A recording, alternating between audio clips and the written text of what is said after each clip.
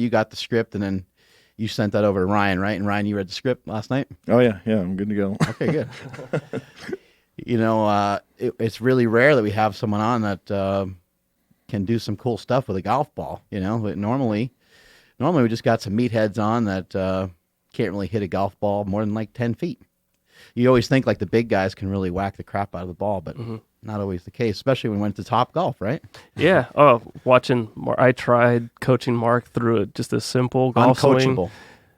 It was tough, man. Yeah. But I mean, eventually we got you hitting fairly straight, you know? Yeah. And Marcus was pretty good. Marcus was really good. Yeah. We got Filipino Thunder over here. He's about three bills. He was whacking the ball pretty good. Andrew was pretty good, but there's a lot of technique. There's a lot of technique to golf, and my only thing with golf, like my only experience with golf, I've actually never played a game of golf in my life, so that showed up pretty good when we were at Top Golf. The only golf I have experience with is mini golf, and my favorite thing about golf is from the movie Falling Down, when the old guy is wearing the typical kind of golf pants.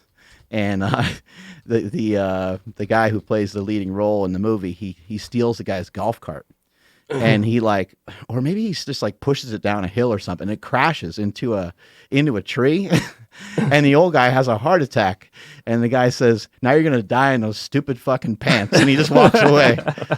That's the only thing I know about golf. Is they wear weird, funny hats and they wear weird pants. Yeah, they do wear weird pants. What's the deal with the pants? Do you wear weird pants? I don't. No, usually people who wear that kind of attire are compensating for some skill on the scoreboard. So it's it happens.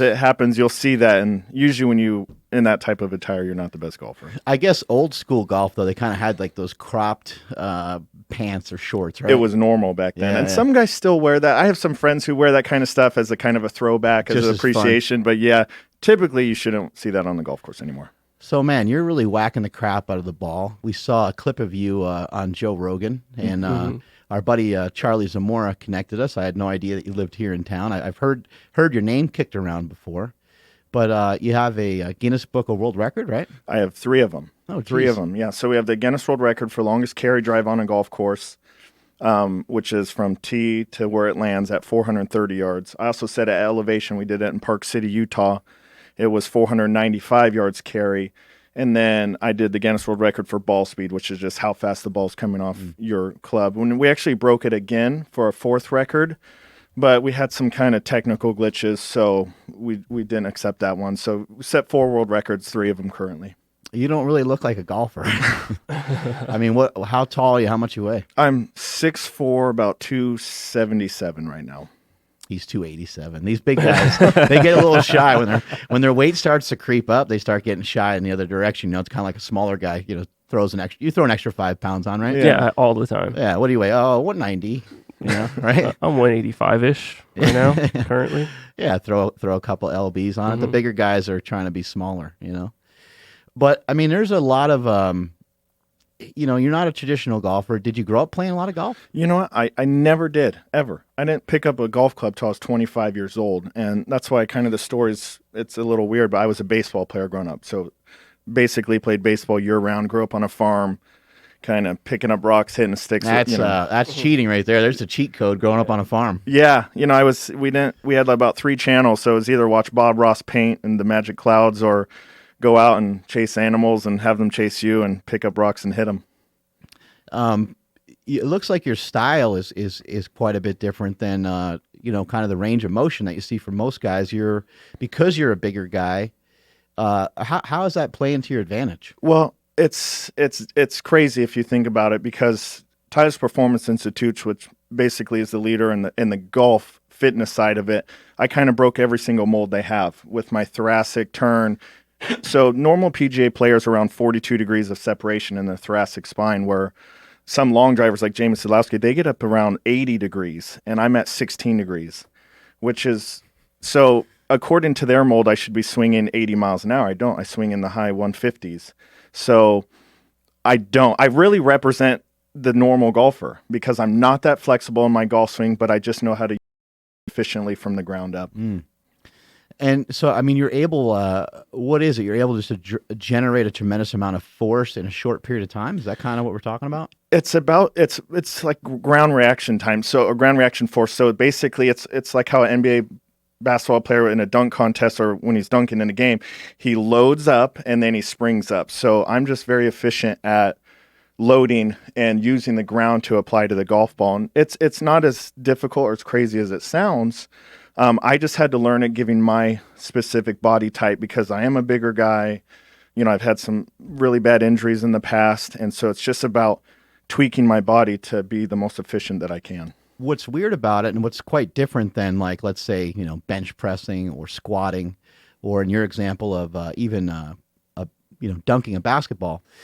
When you dunk a basketball and when you're doing like a squat or something, I mean, a squat, you have the weight of the bar, you know, and whatever weight you have on there. And same thing with a bench press, you got the weight that's on there, and that gets stored in the body as kinetic energy. Now, I might start to speak a little out of balance here because I'm not a science guy, I'm not a physics guy by any stretch of the imagination, but I guess my point here being that when you dunk a basketball, you know, you take like a hop step or so, and you're able to generate force downward into the ground, and then you're able to push yourself back up. So you took a X percentage of your body weight, and you lowered yourself a certain amount of degrees by bending the knees, and then you extend your whole body as hard as you possibly can, but you kind of are using almost like your fallen body weight, especially if you dribbled and kind of ran up there and dunked the ball.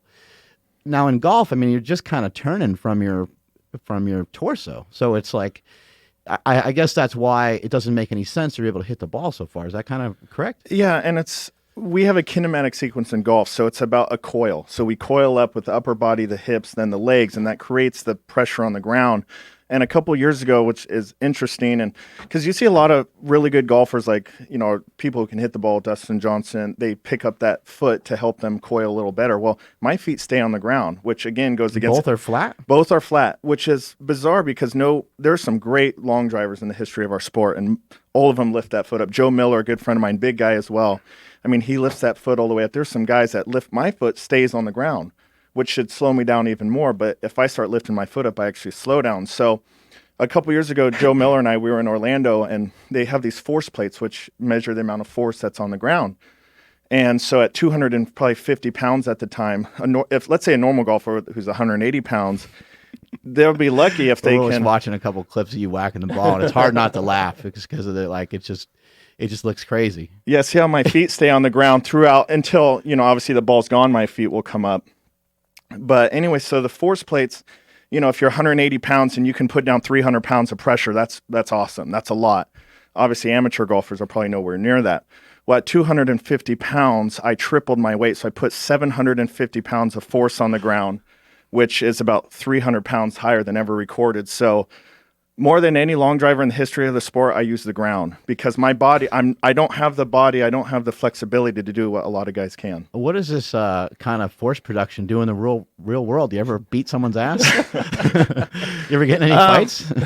No. Pretty mellow. So, you know, being in the Army, I've been ready to fight. I just haven't. I don't know. Maybe it's probably because you're 6'4". Yeah, that definitely gets me out of some fights, being big and strong. But yeah, I don't know. Maybe what about other sports when you were young? Did you play other sports?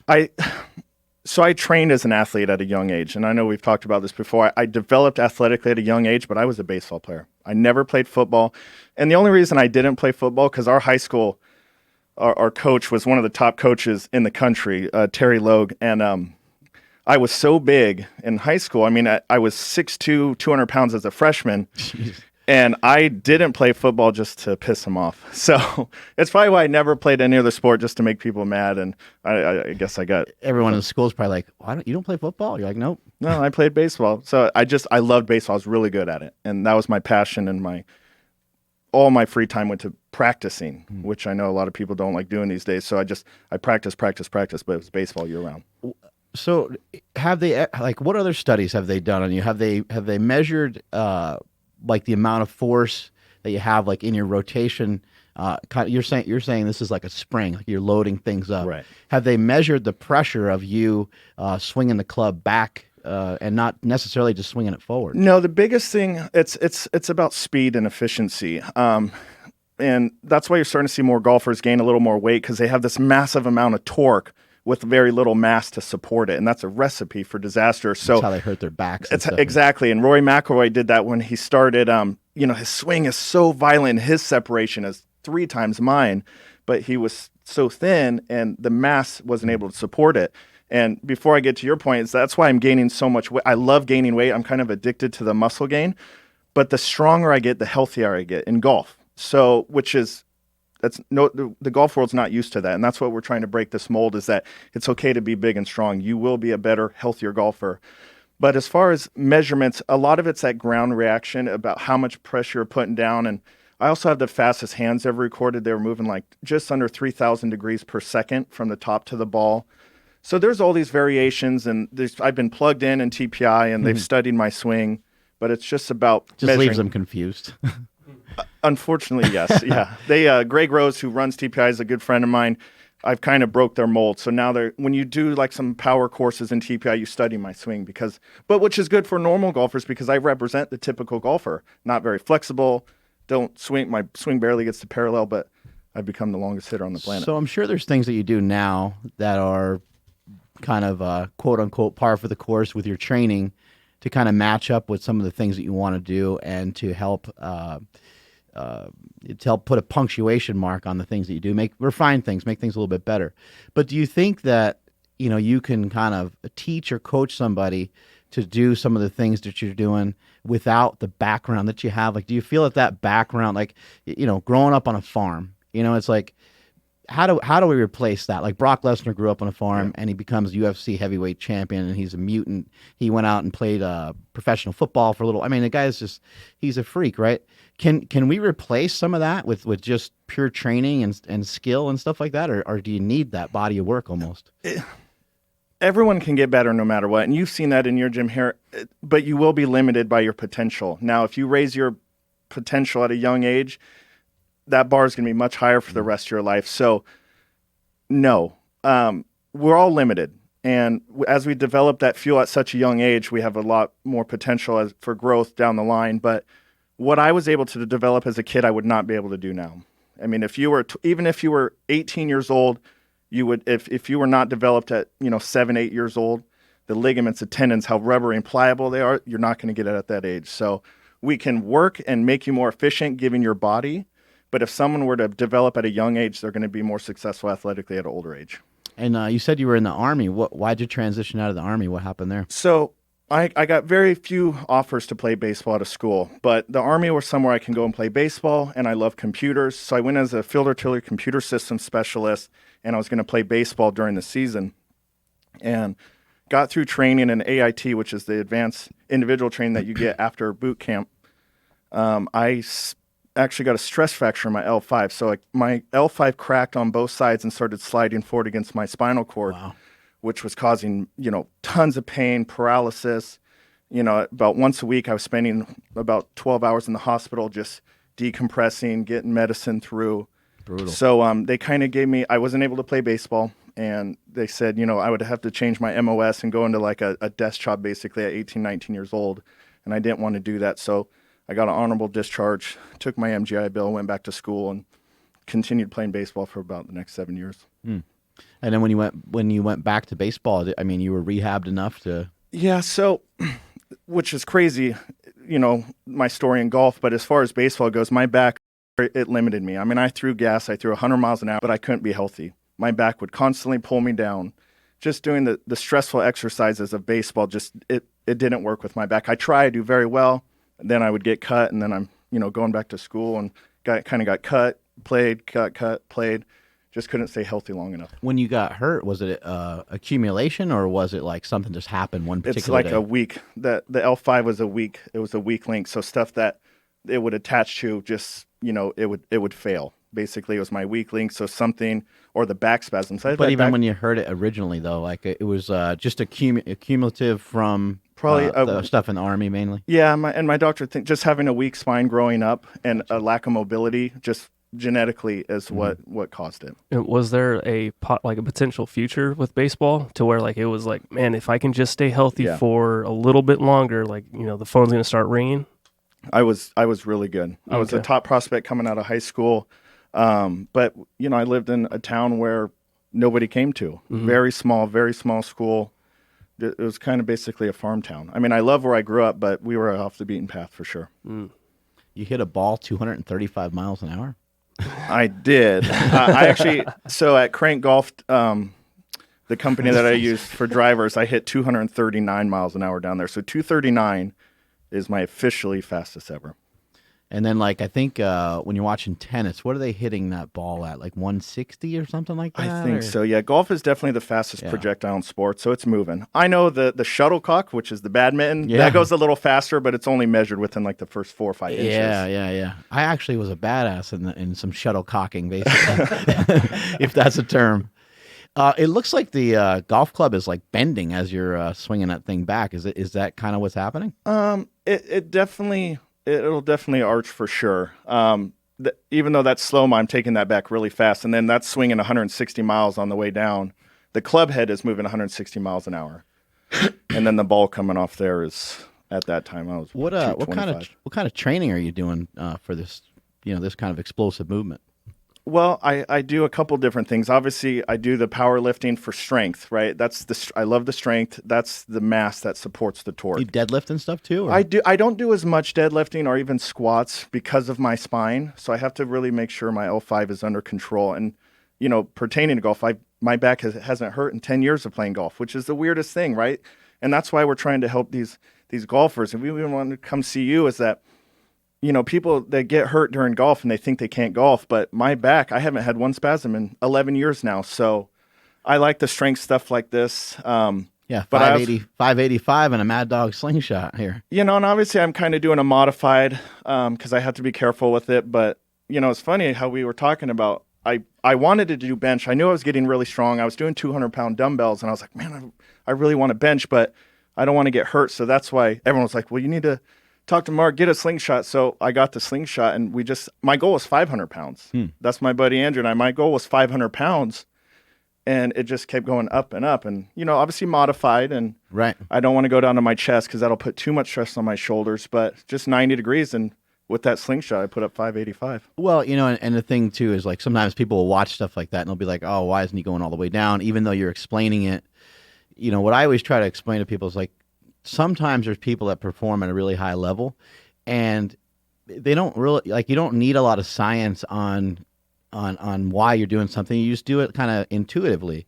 And you've been doing some of these things for a while, so you understand, like, hey, if I get a little support on my elbows when I'm doing overhead presses, I actually prefer that, even though you probably could do sets. You could use a little bit less weight and not have a spot, but it's just keeping your tendons and ligaments together, right? It's being safe. So I hit golf balls for a living. So if I hurt myself doing something other than that, then you're just being a jackass. So it's like, I'd rather be safe than sorry. You know, the 90 degrees, the modified lifts, the support. Yeah, you know, I could do it without it, but man, if that weight starts to tumble, then I'm in big trouble. And that's why I love the slingshot, because I just have the confidence that, you know, my shoulder's not going to hurt, my elbows stay there. So I'm very excited about using that. Do you do any barbell stuff without the slingshot on, or do you mainly just use the slingshot?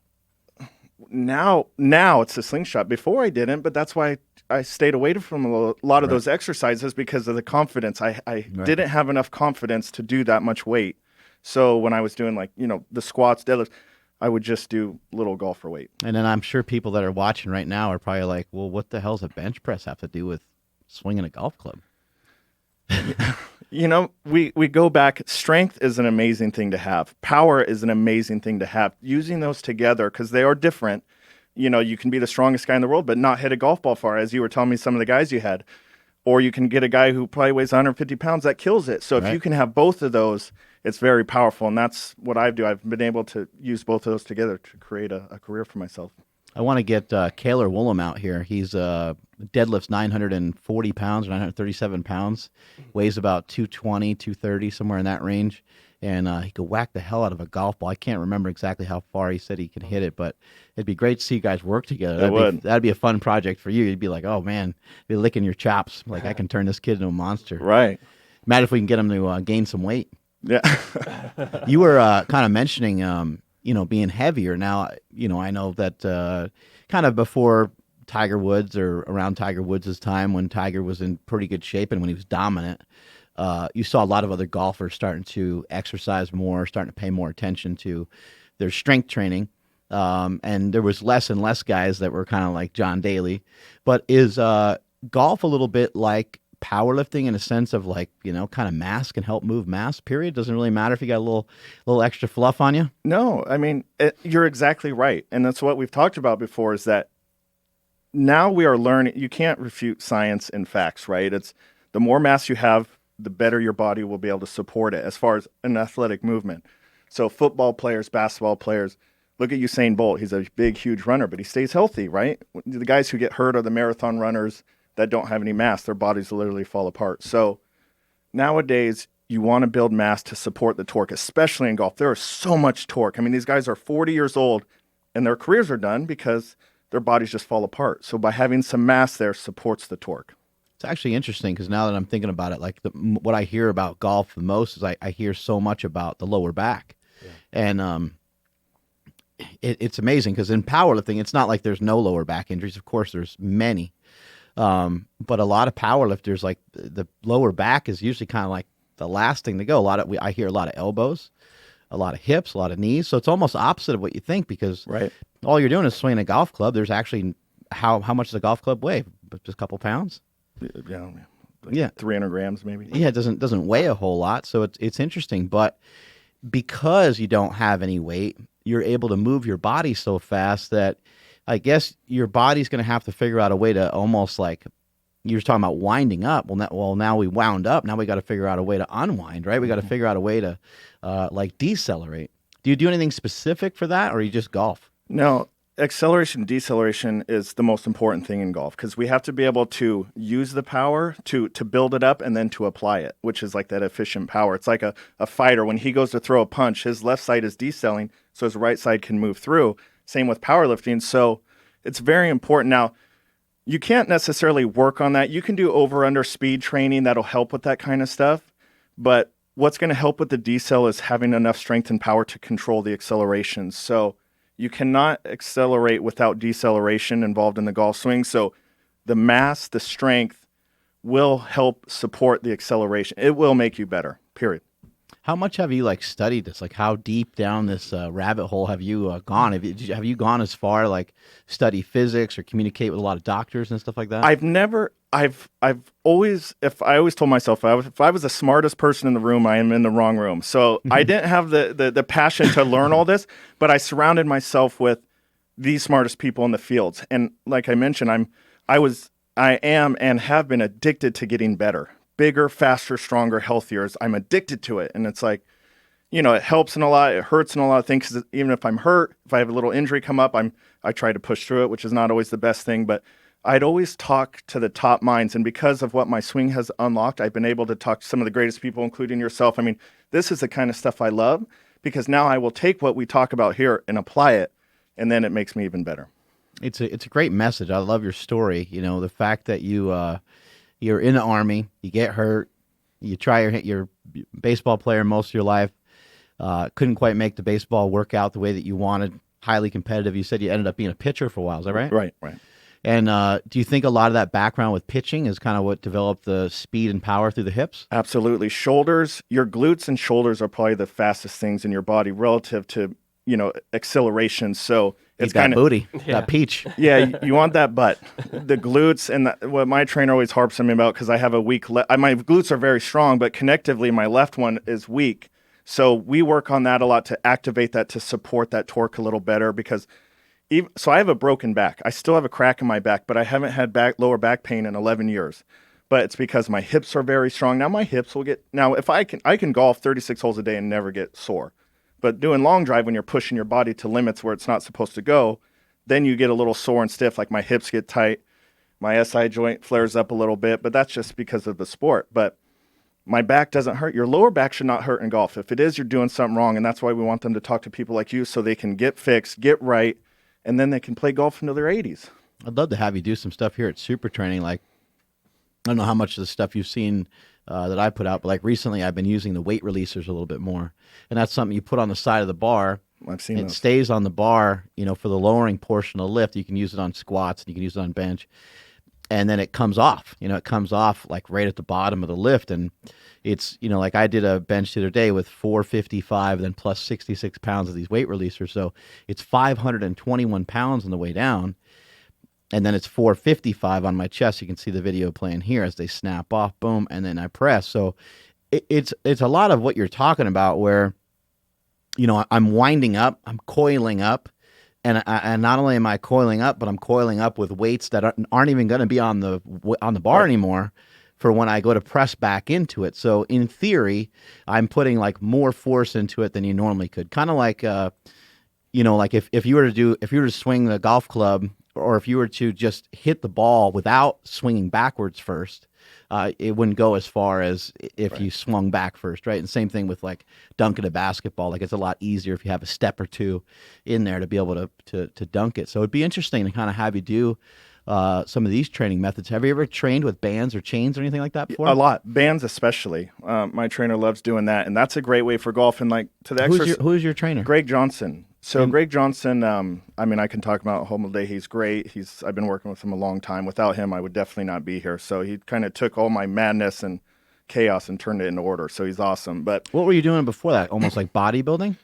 No, obviously you can sell, like in my fewer years, I didn't do much. I kind of lifted, but I didn't know as much as I do now. Everything I have is to a point. So when I first started some of these older videos, I don't look like I do now because I was just young and dumb. Mm-hmm.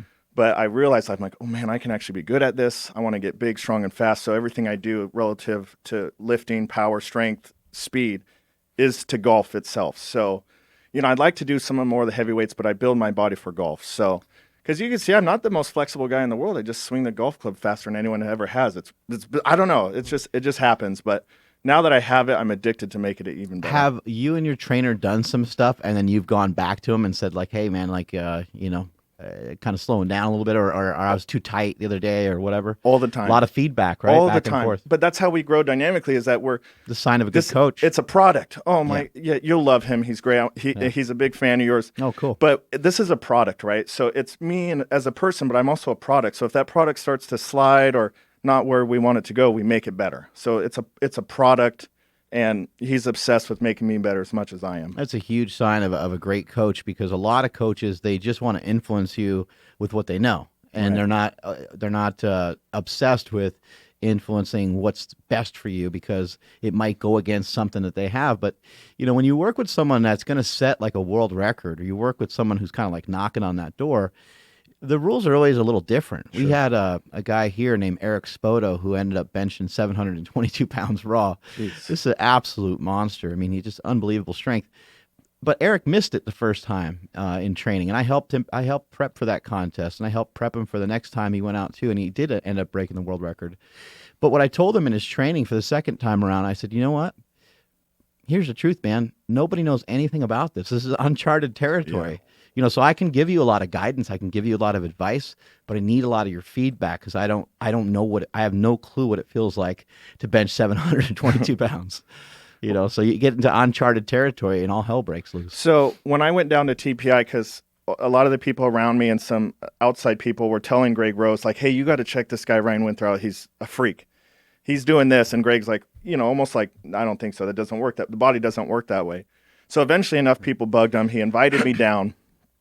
And I was warming up, and when I started stepping on the gas, I mean, you're talking the number one golf guru. He's a doctor. I mean, he's just looking at me like, what the hell? Like, what is that? So then I started going down like every week, like going down to LA or Oceanside, and he was just studying me and studying me and studying me. And because, like I said, I broke every mold that they came up with. So now, which is a huge honor for me, they started adjusting some of their power levels. So you will literally study my swing when you take some TPI courses, which is really cool for me, because now I'm influencing some of the best minds in the world. Right. Because you're right, it's uncharted territory. No one has ever swung a golf club like me, as fast as I have. Right. And it's like a freaky kind of birth defect, I guess. When you go to some of these events and you're swinging a club and stuff, I mean, I'd imagine you get invited like all over the place, all over the world, and things like that. And it's probably a spectacle every time you go out there because it's different. Yeah, and so one of my favorite places I go every year is Japan. And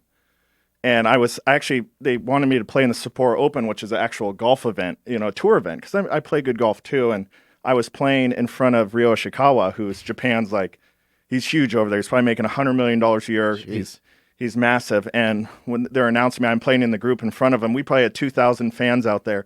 And I hit the ball. And I shit you not, probably 1,900 of those fans, as I started walking down, followed me. So you have Japan's best golfer, or second best golfer, with 100 people watching him. I had about 1,900 people follow me. So it's weird to see. It's fun. It's a privilege, but it's weird to see for normal people.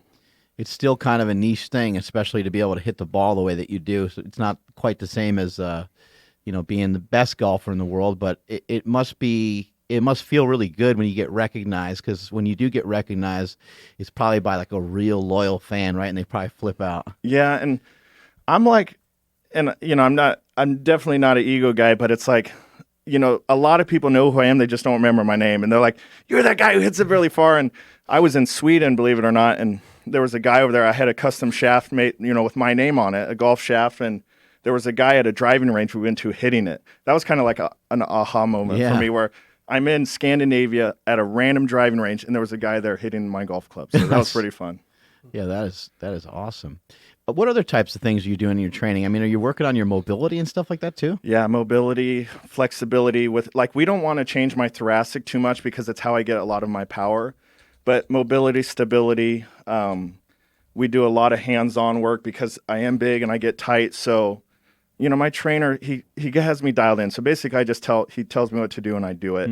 Because he hasn't led me astray yet. So you guys actually get to train together, or is he kind of leading you? We do twice a week. So I work out Monday through Friday at the gym at home doing my strength training. And then we also work out Mondays and Tuesdays with him. So usually we'll do a lot of hands-on and speed training one day, and then more of a rigorous high-intensity training.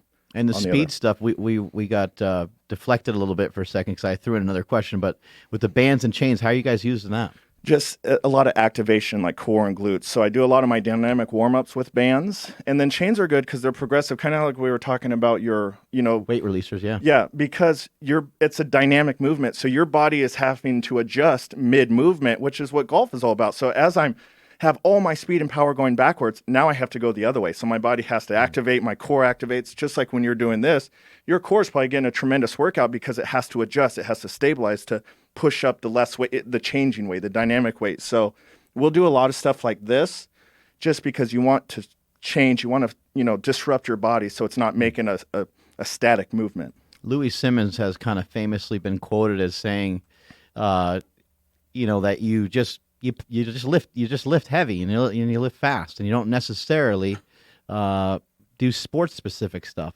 Are you guys getting a golf club and attaching a cable to it or anything weird like that? No, you're right. It used to be golf specific, and that's why nobody was getting really better. Right. Or they were getting hurt. Everyone's getting hurt. It seems like it makes sense. Like, hey, let me try this movement and let me try to add weight to it or figure out something that looks similar, but it doesn't actually really work very well. Horrible idea. Yeah, I don't recommend that at all. It's bad to do that. One reason, and I'll explain it a little bit, one reason why it's not a great idea is that bench pressing, squatting, deadlifting, bent over rows, and overhead presses, they are exercises, and especially the weights that we go to use at the gym. These are all things that are meant for us to lift. Like we have dumbbells, we got barbells, we even have specific bars for certain occasions and certain reasons. We got specific machines for certain things and certain occasions. And they're all kind of meant, they all have a place in what we're doing, and they all allow you to handle a certain amount of weight. When you go and do something like a bench press, it's very common for a lot of guys to be able to handle, 250, 300 pounds. That's a very normal bench press, a little above average, but very normal, right? And, try to find other exercises where you're going to be able to handle that kind of weight. And what you're talking about is the stability of the movement. And so, yeah, you could do one-legged lunges, and you can do those other movements have tremendous value too. But think about the amount of weight that you're going to be able to use when you do that. Like you might have a 40 in each hand, or if you're strong, you might be able to do more. But you're really overall not going to have that much weight as if you were to do a squat, as if you were to do a bench, as if you were to do like a deadlift. How do you avoid, in your case, how do you avoid like overdoing? I know you have like a trainer. How do you guys work on that together? You have to listen, because I'm a professional athlete, you have to listen to your body, and it's like, I started having some shoulder pain a few months ago, and, Greg's working on it and we're figuring it out. And it was because I was sleeping different. I was sleeping on it. Like I was sleeping with my arm above my head, and it was, started. Sleep with your butt in the air, probably like Andrew. You said you weren't going to tell anybody? Oh, sorry, man. Yeah, but, he was telling me about it. He's like, dude, you got to try this. And he's been sucking his thumb a lot. Yeah. Well, it helps with the snoring. So, yeah. I mean, you guys make fun of me now, but you'll see. Exactly. Well, it's about listening to your body, which I think is what people just don't do anymore. I mean, you're talking about the guys are getting thinner, they're getting leaner. I mean, we want these guys to be big and strong. You listen to your body. And there's more science out there. We're in a day and age where people don't really care about facts anymore, right? It's just kind of whatever I say goes. My opinion is the only thing that matters. Well, it's not. You base everything on facts. You listen to your body. You adjust it accordingly. So you'd never want to overload your training. It's always safe for it to go under, just to be safe, especially as a top athlete. So a lot of people, they share that the same rules you're talking about here with, listen to your body. And I think maybe even take it a step further and tap into some Chinese medicine and some yoga and things like that, and even martial arts, where it's not even just listening to your body, it's asking your body, like, hey, what do we need today? It sounds ridiculous, and it sounds like, hey, man, like, okay, that's kind of, now you're getting out there, Mark Bell, like, what are you talking about? But I'm dead serious on this notion of kind of almost like accepting what you're about to do. Right. Like I'm my body, I want to make sure my body is going to be accepting of what we're going to do today, because if you and I go in here and we have a workout and we just both see who can kill each other, even if you don't get injured and even if we don't get hurt, it's still going to hurt both of us. Right. It's not going to, and so people have this idea of, I'm doing these workouts and they're working great, I'm not getting hurt. And it's like, but you're not making progress. Right. That's the same as being hurt. Like it's, okay, you're not injured and you're not capacitated. It's not like you can't do anything, right? But you are in trouble because you're not making the progress that you want to make. And so I think people need to kind of reevaluate what it is they're doing, and they do need to be open to, what's this next training session going to look like? On top of that, what's the next training session after that going to look like? How are you going to recover from these workouts? Right. I think one of the most important things about golf and people who are sitting on the couch, and that's why I'm trying to share my story and what we were talking about, is that we want you to get off the couch and go work out. Now, that's really scary for a lot of people to take that jump, whether they're golfers or fitness. Take the jump. But listen to your body, and don't expect to go to the gym for 2 weeks and see results. You're not going to walk in the gym one day and come out a bodybuilder. It's just not going to work. Trust the process, stay consistent, and listen to your body. It's gonna take a long time. What about other methods of recovery for you? Are you taking supplements and sleeping and vitamins, and like does your coach have you kind of on a whole regimen with a nutrition plan and all this kind of stuff? Sure, yeah, and obviously my nutrition, that's something that we're always trying to work with because I do love sweets. But as far as I do a lot of hands-on therapy with my trainer, a lot of the myofascial release with massages. I've experimented with cupping, which I've actually really started like. I did the cryotherapy for the first time. I've only done it once, so I don't want to be too judgmental on it so far, but I think I liked it. Right. But what works best for me is when my trainer digs his, releases my bands, because if I do get like a stiff hip or whatever, which can kind of pull on your back, my QL might act up a little bit.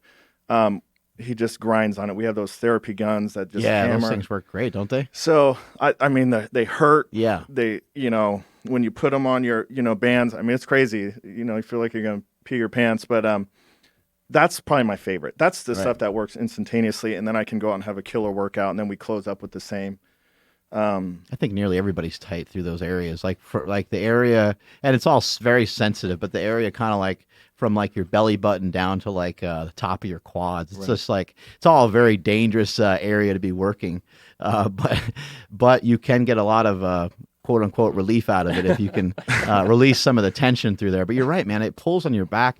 I've even kind of dug around kind of close to like where your belly button is. Like some people say psoas or what. It doesn't really matter what you're hitting, but man, you kind of feel it all the way through your back. You feel it all the way through the other side. Like, holy shit, man. So when we release my psoas, it'll relieve my QL in my back. And I have pictures where I'm on the table where my QL is swollen. I mean, I have a hump in my back.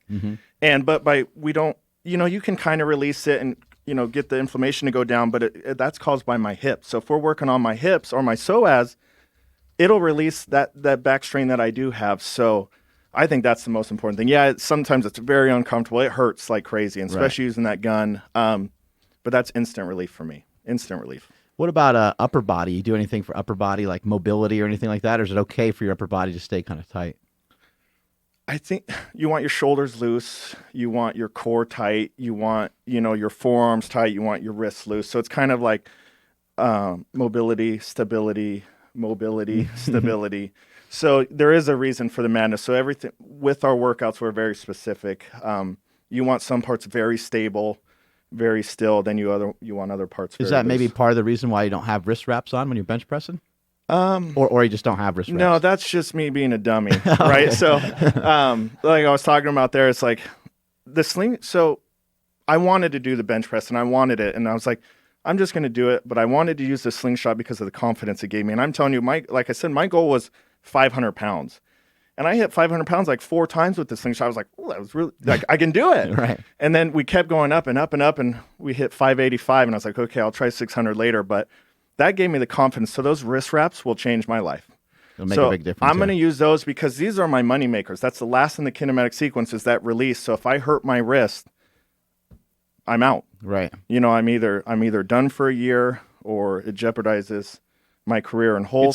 Yeah, it's sometimes hard for me to explain the slingshot to everybody because I am the inventor of it, and so everyone's just like, oh well, he's monetizing it and he's got a product to sell. And people that have tried it and people that have used it, they know they know the powers of it. They know how it feels. But I think we're just scratching the surface of what the product can really do. I've been using it a lot over the last couple of weeks, and my bench has been flying.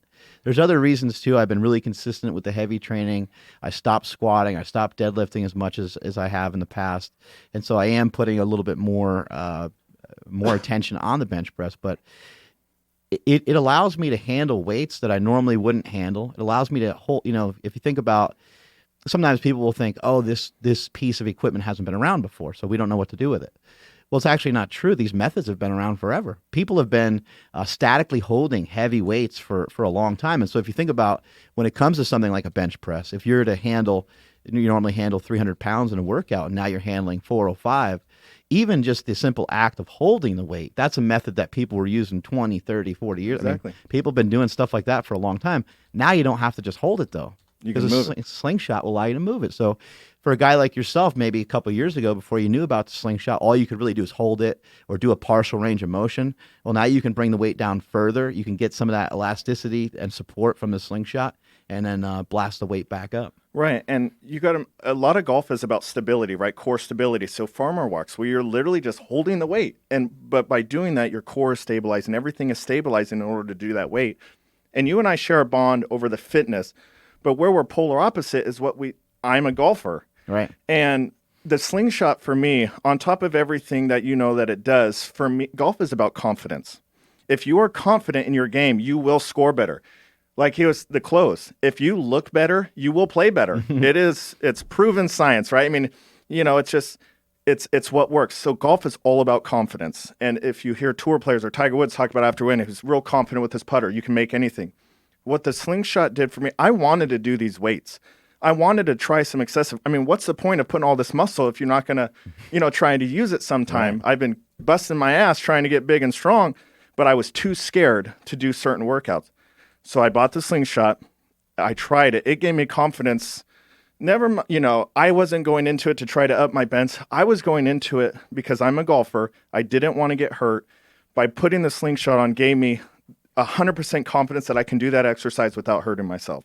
So it opened up a whole new area of what the slingshot maybe was originally intended for, or all these benefits are rolling into this one product. So for me and for my fans, it's about confidence that we can do these fun type of workouts and not get hurt. That's huge.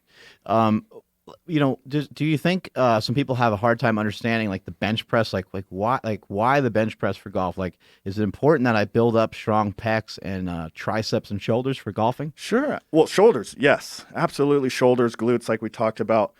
I do a lot of incline work, like incline dumbbells, because it involves a lot of the shoulders and the pulling down of the club from the top. But it's even just being strong, period, right? Yeah. I mean, because a bench press, like, you and I have been around for a long time. We've been lifting for a long time, so we understand that, bench press is not just working our chest. Right. It's working our entire body. So that's kind of more of what it's about, and maybe, right? The core, right? When I bench, I make sure I'm setting my core, I'm stable. My core hurts after I bench. So obviously it's working more than that, which is fantastic. But like I said, it's just the confidence of it. I mean, I want to do bench. They say it's dangerous working out.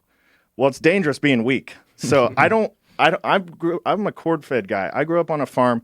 And I'm on TV. I want to be big and strong. I don't want to be weak. I just don't. It's more dangerous than not working out. So now I have the confidence to do something that I have a lot of fun doing. I wanted to do bench, but I was too scared.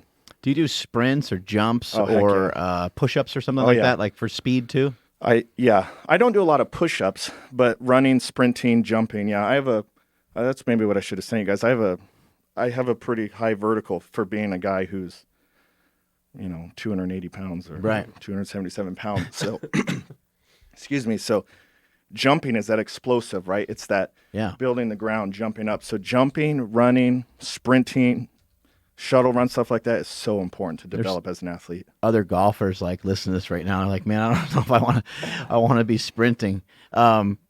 But it's obviously provided a tremendous value. How has this TV show happened? Because you and I met at Starbucks and we got a chance to sit down and talk for a little while, and I was really blown away at your persistence and how you've been able to. Because man, it is tough work to try to. It's so competitive to get something on TV. So first of all, congratulations on that. But how did this happen? So when I was doing a lot of work with TPI, I was doing a lot of shows with them in Golf Channel. And they wanted to kind of bring up hey, we want you to do like a 4 or 5 minute segment on all our episodes. I'm like, oh my God, I'm going to be on TV, and I didn't have to do anything. It was great. But then I kind of got to thinking, I was like, maybe I do my own show. Maybe I have all these great ideas and I get to travel the world. Oh, look, shuttlecock right there. Yeah. That's just a big ass racket right there.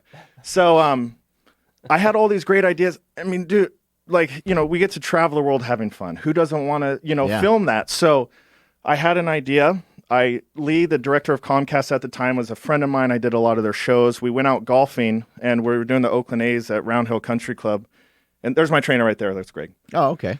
And so I asked him, I said, hey, and this was as a friend. I wasn't asking as business. I said, hey, what do you think about having a TV show? And he's like, well, what do you mean? He's like, what do you want it to be about? I said, I don't know. Like just golf and fun and traveling and fitness, just doing just traveling the world, getting in trouble and filming it. And he goes, well, I kind of like that idea. Why don't you come in tomorrow? So I went down to the headquarters, which is now NBC Sports. It was Comcast Sports. And where was that at? In San Francisco. Yeah, that's their home base here. So I did the Jim Cozumore show. We went on live. I went back in the green room, and Lee came in there, and he's like, all right, pitch me your show. So I wasn't really prepared for that, as far as like a pitch goes. So I just told him what I wanted to do. We probably made it about 30 feet outside the green room. And he goes, okay, let's do it. How fast can you get a pilot? And I shit you not, I didn't even know what a pilot was. And I was like, 30 days.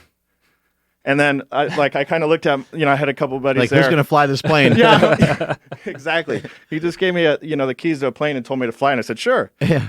But, at that point, like we talked about, it's like, if someone offers you something, say yes, and you figure out how to do it. Yeah.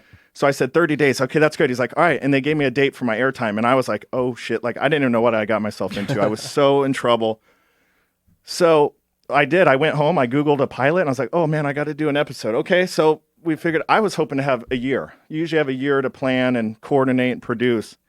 So we called some resources. We pulled some strings. And we went to Canada and shot our first 2 episodes, our first pilot, and like 2 weeks later. So it just happened so quick. But, it's like kind of I got led in there through the golfing ability, and Right. So I went in there with a resume, and they just liked me a lot, and it was kind of magic. And how long has it been on the air for? 3 years. So we just started filming our 4th season, and that's great. I mean, that means people like it. I mean, they don't. Look, you said you had a friend on the inside, but that they don't keep your show on if it's not working. So, and the negative thoughts that were running through my head, I was like, maybe he's just being nice to me, right? And it was like, okay, I just won worlds, I won a world championship, I have all these world records, but he's like, all right, good luck. And I never talked to him again from that day. So he threw me to the wolves, but I think they did that on purpose, and I fought my way through it. And a lot of things happened, hard things happened, but I didn't give up. I didn't take no, and I just pushed it on him. And now, 4 years later, and I still have years more to do it. So, here we are. Is this show like meticulously planned out, or is it more like kind of by the seat of your pants type thing? If that. So it's really almost like a vlogging thing. We're running guns. Sometimes we'll have big productions. We'll have a 10-man crew out there. Sometimes we have one guy, but and it's hard. When we're in Japan, like this episode playing was, it's like we go over the world, and sometimes we just start filming. So it's a run and gun. We try to be more meticulous and plan it. And people didn't like that because it was like too staged. It was too fake. So what people want to see is real. They want to be able to relate to you and laugh at you. And they want to see you laugh at yourself and make fun of yourself and pick yourself up and be persistent, like you said. So we've transitioned our show to what people actually want to see. Maybe it's almost like a TV version of like Instagram, where you're giving people a lot of different snippets of your life. You're showing eating, right? Like, people love that when you show your food on Instagram. People get all pumped up, whether it's something really healthy or whether it's something really bad. They usually get excited about it. And then kind of same thing. You're going to show you swinging a golf club. You're going to show a badass lift here and there. You're going to show you being happy and hanging out with some of your buddies, right? I mean, that's kind of what it ends up being, right? Yes. I mean, golf is the center of it, I guess, and then everything else kind of trickles out from there. And we've done episodes where I've never picked up a golf club, so it's really a golf reality show where I haven't golfed a lot on it. So we did surfing, we did skiing on one episode, and it's just, I have really good fans. I've been lucky enough to gain up a huge base of followers, family, friends, and people just watch the show. I guess because the show's real, right? We don't script it. We've never written a script. We just go. We just do it. And we relate to people and have fun. We get them better. We make them laugh. We get to travel the world, show them really cool things they might not be able to see on their own. And we just have fun, and we film it. It makes a lot of sense because golf is a hobby for most people, right? And so they maybe don't want to be smashed over the head with golf for, the whole entire show, right? Yeah, and it's like we can always circle back to, sometimes we'll have, episodes that are heavily favored towards training and golf, but then they get over that. Then we show them something else, and driving cars or shooting guns or just having fun, and and people like that. People like when you're real, and that's what. Because I'm a real person in real life, and we didn't want to be like fake for the show, because then it wouldn't have lasted. I would probably win 1 year and out. So we just we do it. We get to do some crazy, fortunate things, and people like seeing that. Are a lot of the other golfers asking you a lot of questions? Or like, dude, like what's going on with you? How come you're so big and jacked? Yeah, it's my old co-host who's now retired was 6'8", 350. So I looked small compared to him. So when we'd go out in public, and people would see me like, oh shit, you're a lot bigger than we thought we were. Or then you look on TV. But now that that's why I like hanging around with Charlie. I'm bigger than him, so now I look bigger on TV. So it's okay. But it's fun when you get to go around and people, it's. And you know how it is. It's hard work, especially you, and your diet is so on point. You're so shredded right now. People don't realize how hard that is. It's 24 hours. It's 24 hours. Yeah. So I'm like on a 16-hour route. So, but when people appreciate that, it makes it all worth it. It makes the hard work worth it. So, you do anything in particular with your nutrition? You said you got some issues with some sweets. Yeah, it's hard. I get to doing all this traveling and going out with people and then buying you dinners. It's just like, when I'm home, I eat very good. But sometimes if I get hurt, I'm a normal person. So, right. I mean, I want to be cut like you, but it's. You look like you're in good shape. I mean, if you're whacking the golf ball the way that you need to. Yeah, no, and I mean, my body fat's still compared to normal people, it's still really low. You're right. And I'm strong and fast, but I'm not 5% body fat. Oh yeah, it's hard. Dieting is kind of a constant battle. But I think the good news is I think most people that get into nutrition and start to really dive into it, it's kind of ever evolving thing, just like your training. Right. Like the way that you're training now is quite different than the way you used to, and there's specific reasons for it. And the more seasoned you get with it, the more weird tricks you can throw at yourself. Like I utilize a lot of fasting. The guy that just walked in the room, and Seema, he does a lot of fasting as well. And it's like, you're probably not going to start there. You know what I mean? Like it could be a place where some people start, but most likely someone's going to fast for like 16 hours and they're probably going to eat the rest of their calories in an 8-hour window that could last them the rest of the week. Right. They might kind of go overboard. So as you go along, you can kind of throw in more things, but I can give you some easy tips, some easy advice to where I think the key is whenever I've helped somebody lose weight, the feedback that I get, they almost always say, hey, you know what? It's not even that hard. Right. I think that's the key. And I think that's, if you really listen to what people are saying and, everyone's fighting over this diet and that diet, I think none of that really matters. I think if you can help somebody gain control over their diet and you can help somebody with some of their cravings, some of their hunger, and they can come back to you and say, hey, you know what? That diet's not actually that hard. Now we're on the right track. Okay, you're used to the food. You like the food. And then we can kind of adjust. Like you said with your coach, you go back and forth a lot. I'm sure you got to tell him, hey, man, like whatever we did for back the other day or whatever we did for legs the other day, like I can't do that and then go on tour. Yeah. Blew me up. Yeah, and it's like, you're exactly right. And when I'm home, I eat very healthy, and I know you're not supposed to count your food, but I monitor everything I eat. Then the problem is if I go out golfing or training and I get hungry, that's when I get screwed. That's the hard part for me is like, I don't know enough about it where I get these cravings and I'm like, I got to eat. I got to eat something. So, I eat like I don't eat fast food and stuff like that. But I'll eat more than I should have at that time before my next meal. So that's where I struggle with just because of lack of knowledge. It's not because I'm very dedicated and I can do anything I put my mind to, but I'm not educated enough to my body. Like, see, to get faster, stronger, healthy, I know how to do that for my golf game. For my diet, I don't do it as well. So where I struggle is I know what I'm supposed to eat. I do it, but when I get hungry, I'm screwed. Right. And that's where my lack of education. That's good to know. Or knowledge from this subject comes in. That's a good thing to know because then you can kind of figure out, how do I mitigate being hungry? Yeah. And for some people, it might be carrying around snacks, and for other people, it might be, hey, let's try fasting. Because what I've learned is it's actually a lot easier to eat nothing than it is to eat a little. Yeah. If you eat a little, you're screwed. It makes your hunger ferocious. So it's really hard to overcome that. That's, and I did do some research into the fasting. I know Terry Crews, he did that kind of like 16-hour fasting, then you eat in 8 hours. And that's the first thing I read upon it. And what I would do is maybe I wasn't fasting, but I'd have my meals and I'd nibble on something. Right. And then like 10 minutes later, I'm eating my root, eating my walls. I'm like, oh my God, I'm so hungry. But then I'd go 8 hours and not eat anything and I'm not hungry. And then I take one little damn bite. Yep. And then all of a sudden, like, shit, I just ate everything. So. Hunger comes and goes. Yeah. I mean, hunger and cravings they're very similar. They're kind of the same thing, but the hunger hormone hits you and you're like, ooh, like, holy shit, like I'm hungry. And then it gets to a point sometimes where you can't think about anything else other than food.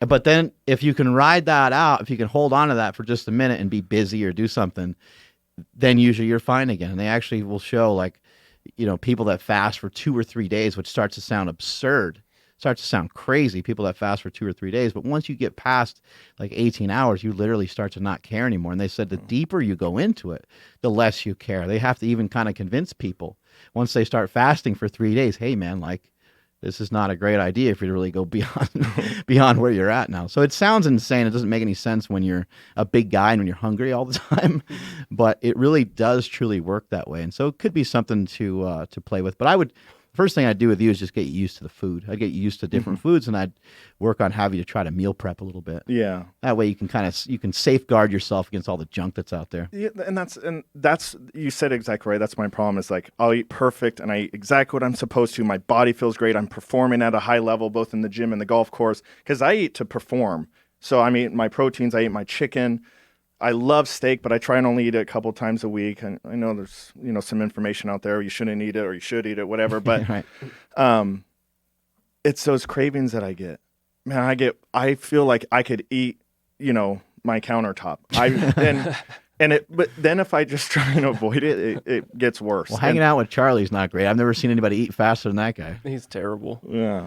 Well, so yeah, and I eat fast too, and I know that because when I was in the Army, right, we had seconds to eat. So chow time, right? Yeah, I tried even having a smaller spoon. I saw some bodybuilders who, when they get really hungry, they use like a baby spoon to eat, so it makes their thinking eat more. Well, I threw that sucker on the ground. I just started using my hand, so I can't help. But that's my fault. But that's where I'm eager to learn, especially from someone like you, meaning like as a professional athlete, a guy who gets to travel the world. That's a fault of mine, and it's huge. And that's it's a challenge for me. I'm just waiting to tackle it. So yeah, I'm excited about it. I fasted today, and when you walked in, I was like busting ass on that treadmill. Mm-hmm. And then like Nsima, who's in the room now, he does a lot of jiu-jitsu and comes in here and lifts and stuff, and he fasts pretty much the whole day. Crazy. It just seems like when somebody tells you that at first, you're kind of like, you're just a weird person, man. There's no way anyone else could do that. But once you start to try it, once you start to experiment with it, and you're like, okay, I'm going to try a 10-hour fast, which is not hard because most people sleep 7 or 8 hours. Try 11, 12. You try a couple out, and it's not really that bad.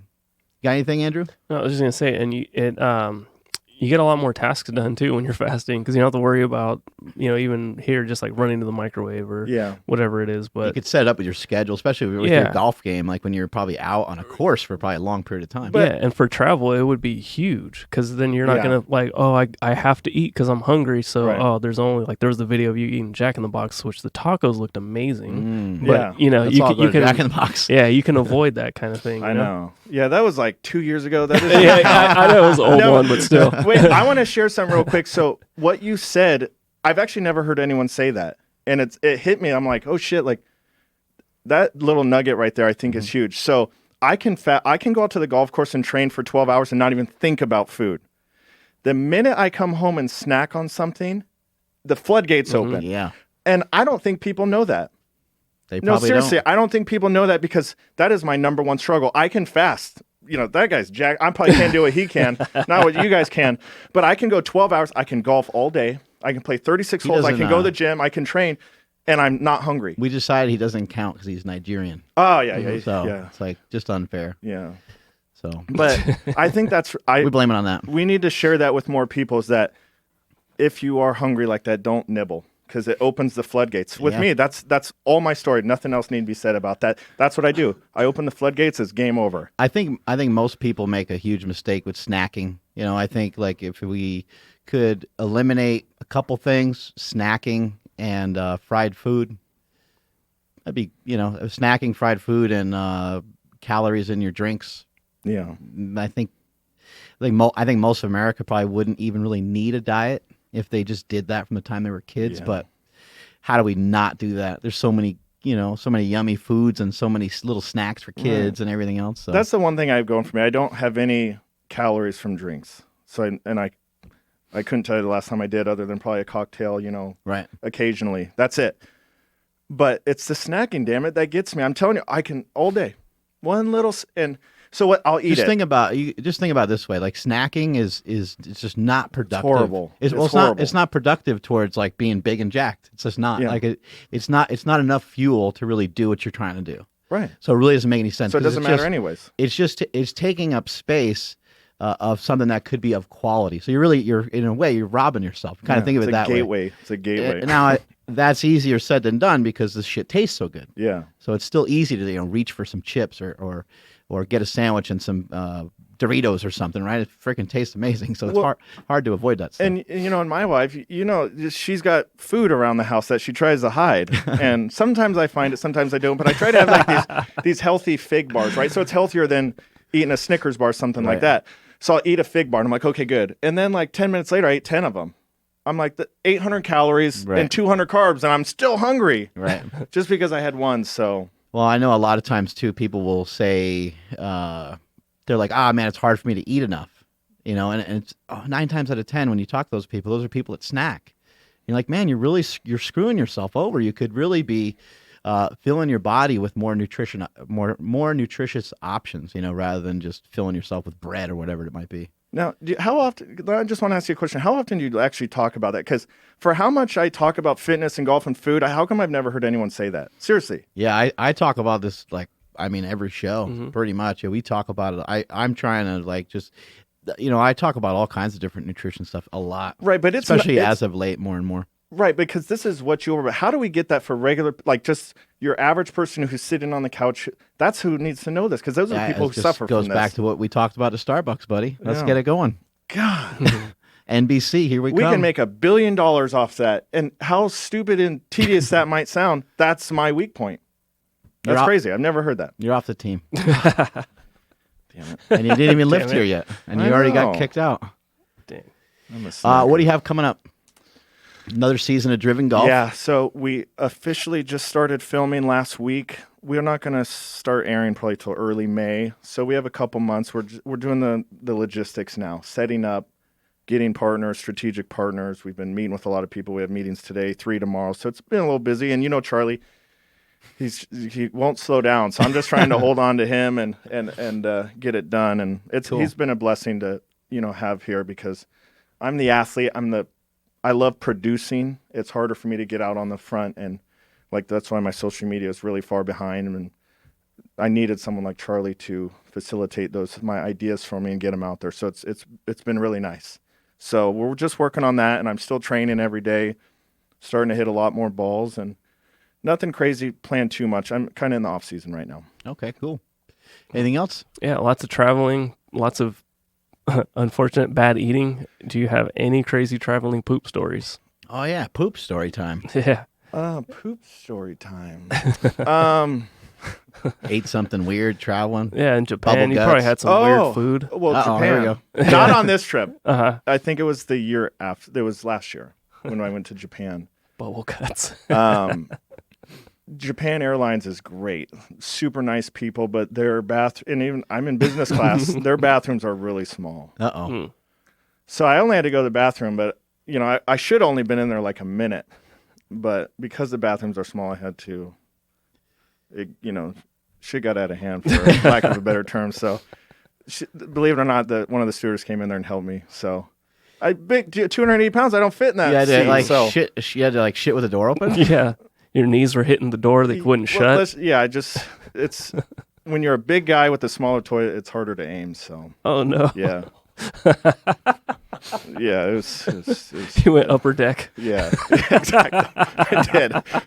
That's a good reference to that. Yeah, that's what I did. And the worst part is, she came in and cleaned it up for me. I was like, I felt so bad, and damn Americans. I felt honored and bad at the same time. It's a great move. A great move is when you come out of the bathroom, be like, I don't know what someone did in there, but it is awful in there. Don't go in there. No, she eyeballed it. She knew I was going in there. They're on it. They're always going to blame the biggest guy, too. I know. You're 8 feet taller than everybody else in here. We know it was you. Yeah. Quit trying to blame the other. Saw you with the giant protein shake. Now, there was one guy, actually, when I did come out, because I don't think anyone knew what happened, but there was a commotion, right? A couple girls had run in there. And I'm sitting down looking like an idiot in my seat, and this Japanese guy is looking at me like this. Just side-eyeing me, and I look at him, I'm just like... And he looks up, because when you go to Japan, I'm a big guy over there. So when we're going through fish markets, people are grabbing you. I mean, it's funny over there. So I'm Vanilla Zilla over there. So it's fun, but that was a weird experience for sure. Awesome, man. Great having you on the show. Strength is never weakness. Weakness is never strength. Catch you guys later.